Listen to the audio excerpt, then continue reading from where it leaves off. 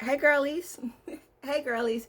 So if you are watching this video, then that means you want to learn how to live a more peaceful, soft, feminine lifestyle, or you are trying to figure out why it's not working for you and you just want some tips and tricks that you can just adapt to your everyday life. So with that being said, just a little bit of information about me really quickly. That's how most people found me. Me talking about how I reclaim my femininity, me going on dates, me living a very soft and feminine and peaceful lifestyle. That's how a lot of people found me. And I've honestly maintained that lifestyle. So, with that being said, let's just jump right into it. Number one, understanding that this lifestyle requires a lot of privacy. If you are someone that desires for a man to give it to you, then unless that man's a rapper, even if he is a rapper or an NBA player or some kind of celebrity or something, there's still a good amount of privacy that is required in that lifestyle, right? Even if you require it for yourself, there's still privacy. You don't want everybody knowing your business. Everybody should know your business because it's no longer peaceful. So that's one of the biggest lessons that I want you to learn, and one of the biggest lessons that I've learned and I just carry with me throughout my day-to-day life. Understanding how important privacy is for your lifestyle, for your partner, and in order to maintain it. And that's also why I'm not so much on social media, is because I just love my peace. I love my privacy. I love the life that I have. And when you're constantly putting stuff out there, it's like you're seeking validation. And why? Why do you need them to give you validation? No, validate yourself. So that's the very first tip. If you are someone that lives a very loud and just I gotta show everybody and bring the camera out and everybody needs to know your business, a lot of times those type of men, unless they are attention seeking men, they're not going to want to provide that lifestyle, or they're not going to want to be a part of that lifestyle. I mean, I know, and then on top of that, I I don't understand it. I'm not trying to judge it, but I just could not do the everyone knowing where I'm going, where I'm living, what I like. That's too much for me. So that's number one. Now, I'm going to piggyback off of that and say when it comes to privacy, I'm talking about with your friends and family too. In my relationships and in my family's relationship, the one thing we do is we respect each other's individual romantic relationship. I don't go get in my brother's business. My brothers don't get in my business. My mom, she's not in, our business. We respect each other's peace and privacy, and we don't try to mix and mingle the worlds. What may go on with my career, I really don't try to bother my spouse with it or my family with it. Why? Because that's my own individuality. I have a therapist for that. And I noticed that a lot of times when you start inviting your friends and your family into what's going on, they start to get this preconceived notion. And when you're not acting the way they think you should act about the situation, it creates chaos. And then feelings get hurt and stuff like that. So what I have picked up, and the one thing that I practice all of these, but the things that I practice is having your own individuality and keeping your own source of center and privacy with yourself. I film content some days. My spouse don't know. He don't know. It's none of his business. Why do he need to know? I'm not filming him. I'm filming in the guest room.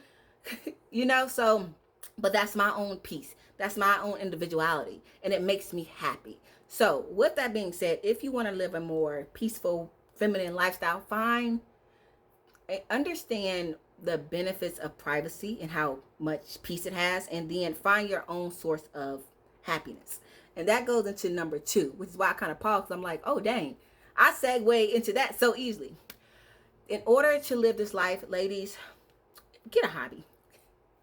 Like, I love you to death, but you have to find something to do. Because you don't want to be, and I wrote this in my book, The Woman Behind the Machine. You don't want to be the wallpaper of that man's dreams. You don't. You don't want your identity to become morphed into him. And so the moment that he's like, if he move, you move. If, everything that you do has to be for his approval. No, find your own, have your own sense of identity and have your own hobby. Whether it's filming, whether it's sewing, whether it's, you might love your job might be your hobby, whether it's going to school. Have something for yourself and don't expect for that person to be a part of it. He doesn't have to. They don't have to. That's for you. If you feel like that you need that whatever hobby you're doing needs to have outside validation in order for you to keep doing it, then are you really happy doing it? Whether people watch my content or not, I'm always going to be filming. I started filming almost when I was in high school. I have so many YouTube channels. I'm on so many platforms because that's my hobby. That's what I like to do. I love to film. I love to edit. I love to create. So whether someone sees the videos or not, I love it when you see it, but I'm still going to create them because it's fun. It's fun to look back at the memories and be like, oh my God, we did that. Oh my goodness, I created that. Like, there's stuff that I do on a regular basis with like creating videos and different graphics that y'all would never see. Why? Because it's just for me. And it gives me a sense of just solitude, happiness, and peace. So find your own hobby. Now, let's just jump right into number 3. Trying to get someone else's shoes to fit you. Girl, her shoes don't need to fit you. Okay? And I see that happening a lot with women who desire, a more peaceful lifestyle, especially if they want someone to provide it for them. They try to mimic someone else's life. I'm giving you tips, right? These tips, I need you to take them and morph them to be customized for your lifestyle. Don't go out and start doing video editing if you don't like it. Maybe you like horseback riding. I don't like horseback riding. I don't like the way the seats is too hard. It's not comfortable. That might be your thing. Okay, go ride some horses. You might like painting. I'm not a big painter. I'm more into like the sewing. Customize my tips for yourself, but don't try to look at someone else's life and say, oh, if he's not doing this, if she's not doing that, if my job isn't paying me this, if I'm not driving this car in 6 months because my job should be paying me that, then I'm not living a good, soft, peaceful, happy life. Why are you doing that to yourself? Stop. And that's how I've noticed that a lot of people end up unhappy, is because they thought they had a life. They were trying to show the life off. And then they realized that, oh no, I was just trying to mimic what I thought was the life. And I wasn't really happy. I wasn't trying to maintain it for myself. I don't know how to maintain it for myself because I was just following what they did. And they didn't give me all the tips and tricks to do it. So that's my next tip. If you want, ladies, please stop trying to get someone else's life. Stop trying to mimic someone else's life because you don't know what they had to give up. For example, I don't smoke. I'm not a drinker like that. Like, I might have some wine and stuff like that. The people I go around, we don't like smoking. We don't like drinking because it gets in our hair. I've made a YouTube video about it. I will honestly say I hate it. I hate it. I don't date people that drink and smoke.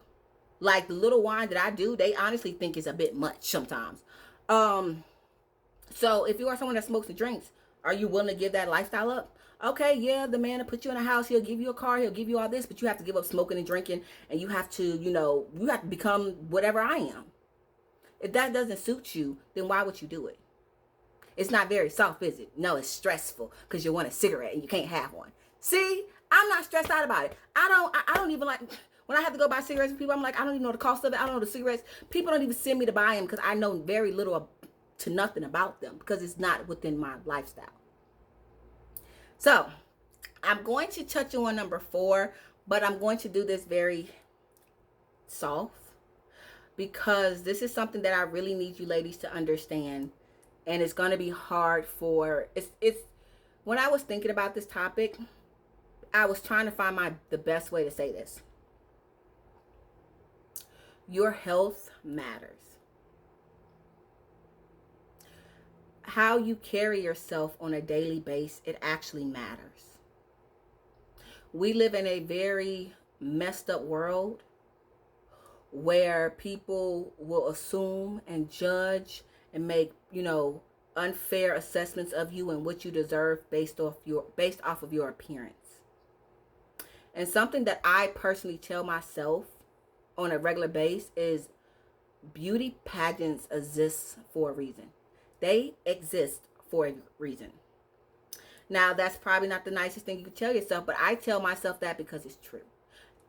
To me, it just symbolizes how important a woman's beauty is. And how messed up it is, but how a woman's beauty will get her through the door way faster than her brain.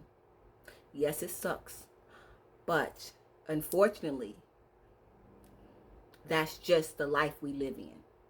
I'm going to leave it at that. I'm not going to, you can say what you think beautiful is and stuff like that. But with me and my lifestyle and just the lifestyle of my friends, beauty and and appearance really does matter. Okay, so tip number 5 is probably one of the most emotionally draining ones, which is why I saved it for the end. Don't be afraid to evolve. Don't be afraid to evolve. And I'm saying that because let's say you had 2 houses, right? The person you are in this house, if it didn't get you to the house that you wanted with the, the gated fence or the gated neighborhood or the white picket fence with the red door, right? If it didn't get you there, then why are you going to go to that house being the same person you currently are? Because you're not going to be able to maintain that. What I'm trying to say in a nutshell is that it's okay to realize, dang, I have to pick up some skills.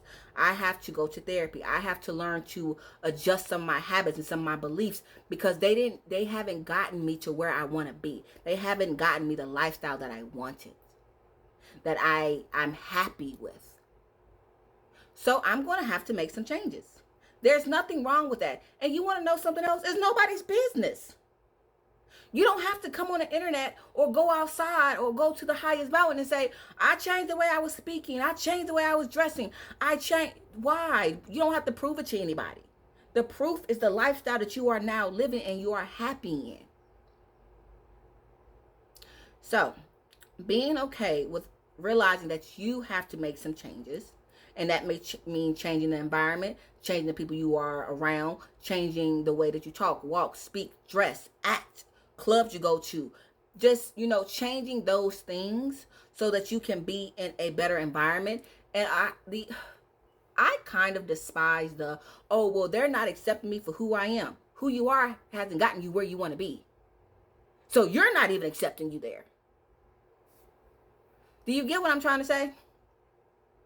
All right. So I'm going to get off my high horse or my preaching horse or whatever the horse y'all call it. And I hope that y'all enjoyed this video, and I will see you later.